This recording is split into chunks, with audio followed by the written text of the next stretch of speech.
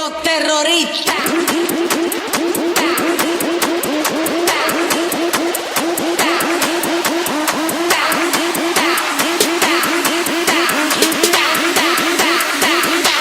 And do the Harlem Shake.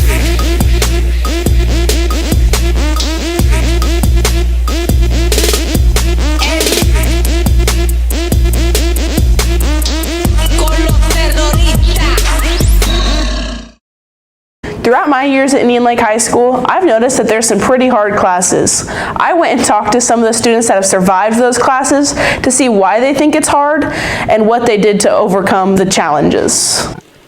Oh my God, this class is so hard. I hate chemistry.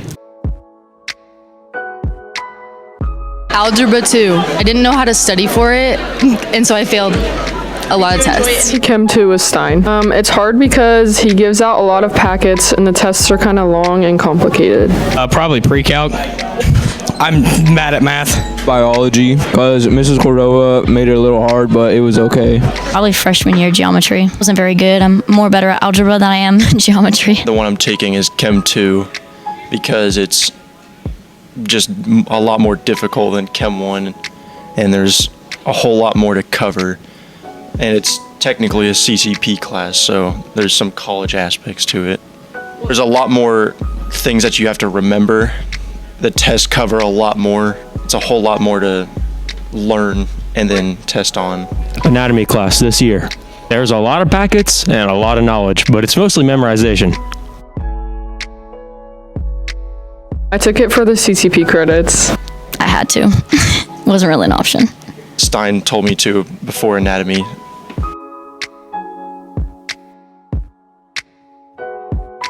I like tie-dyeing our lab coats, and I also like doing the labs as well. I enjoy having Mr. Steinbarger as a teacher. That was right before lunch. I like Miss Scheiderer. Yeah, I like Mrs. Scheiderer. And now for the easy classes. Mr. Tennett's English. There's not very many assignments. CCR. We do virtually nothing in there, and when we do work, it's really easy. Geometry. I had the mindset of I don't have to pass that class to get my graduation, so I just kind of moseyed through it and did all right, got an A. There you have it, Lakers. If you're looking for a challenge next year or you just want the easy way out, take these students' advice on your classes. Or if you want CCP credit, you can also take Stein's classes or Mr. Stanford's classes.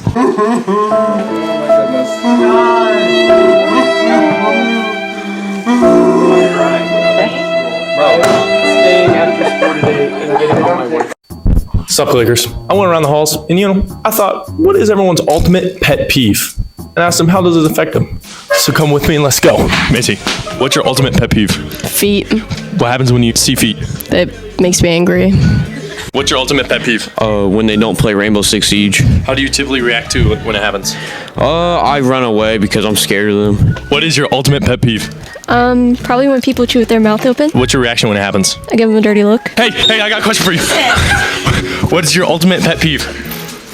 Bad grammar. How do you react when it happens? Like this. What is your ultimate pet peeve?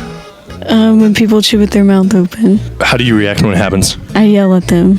What is your ultimate pet peeve? People being way too obnoxious. How do you react when this happens?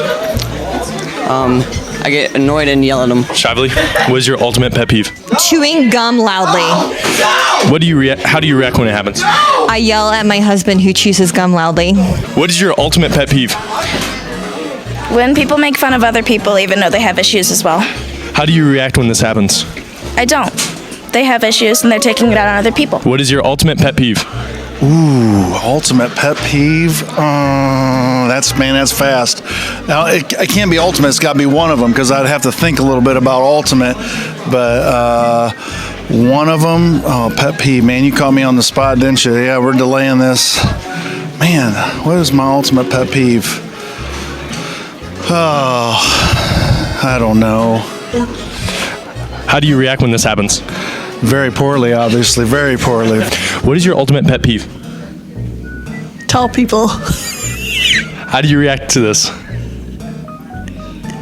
What is your ultimate pet peeve? People who walk slow. How do you react when this happens? I don't know. What is your ultimate pet peeve? My ultimate pet peeve, chill out, bro. What is your ultimate pet peeve? Annoying people. How do you react when this happens? I usually just get mad in my head and don't say anything. Hey, Coach Clayball, I gotta ask you a question. Yeah. What is your ultimate pet peeve? When students talk while I'm talking. How do you react when this happens? I get very annoyed. Man, you don't even know. What's your ultimate pet peeve? When journalism interviews me, How do you react when this happens? I'd still do the interviews, but I'm not as funny.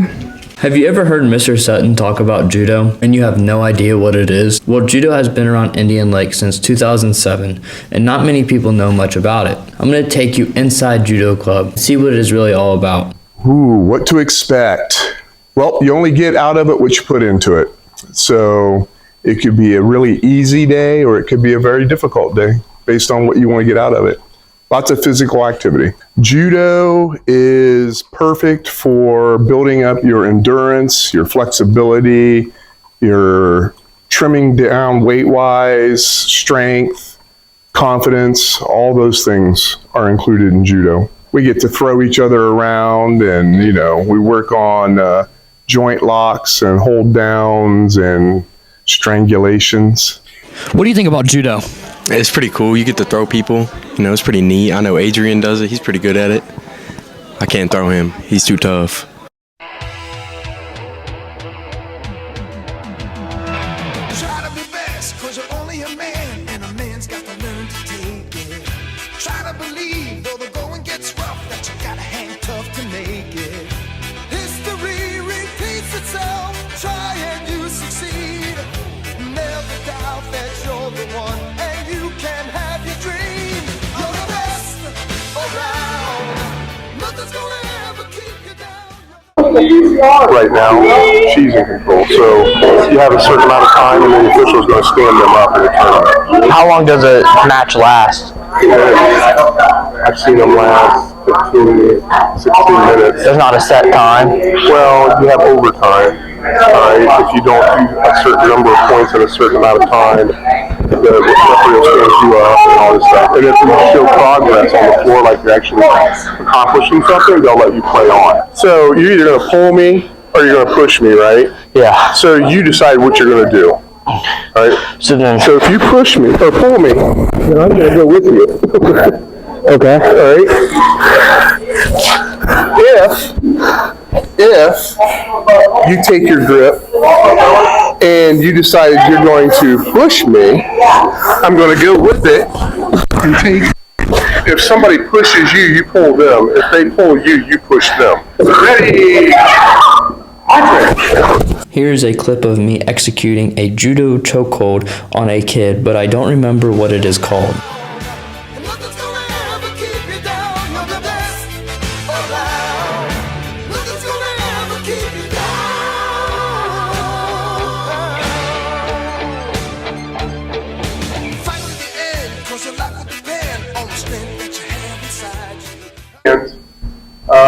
Kyotake is Japanese for attention. That means zip your lips, stand up, hands to your side, and then she'll say re, which means bow. And at that point, you're here and you're here. You don't take your eyes off of anybody. You don't do this stuff like you do in movies, all right?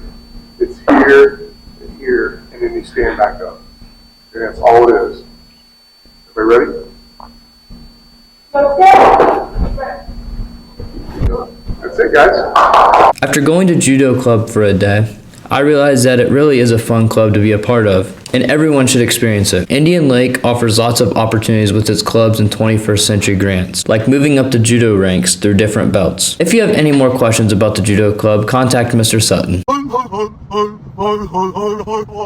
Alright, so we've all heard about it and it's all over social media. The new Five Nights at Freddy's movie came out last Friday, and I'm here to interview some of our students to see what they thought about the movie and if it was really like the games. Did you enjoy the movie? Why or why not? Yes, I really liked it. It was pretty good. Pretty war accurate too. I did enjoy the movie. I think it depends on how much you know about the actual franchise and stuff, but I did think it was a really good movie. Yes, it was pretty good. I enjoyed it a lot. Was the movie what you expected? No. No, it was not. I expected it to be a little scarier. It was honestly a psychological movie. It was a lot of like going into the brain. The building was not the same as what you would expect, but it was still pretty good. From what the series has given us for over almost 9 years now, it doesn't sum up everything, but it's got most of what you expect for the first movie. I would say yes. Like, I expected to be cringy a bit. Like, it was aimed towards kids and not the fan base it originally was going for. What game was resembled the most in the movie? One. Game 1. They didn't. Well, it was kind of a mix of game 1 and 3 because they had like a spring trap. Like they had a spring Bonnie in there, and he was part of the third game. But then it was like based off of the first like situation in the game. There was bits of every game. Did the movie tie into the lore of the game? Surface level lore, yes. Quick surface level of the lore of the game. 5 kids were killed at the facility, and they were stuffed inside of the animatronics, and they are currently haunting them. It tied more into the books, to be honest. There was elements from the games, but the books seemed more closely related. At the end, where like the main villain gets dragged away by the animatronics as he's dying slowly.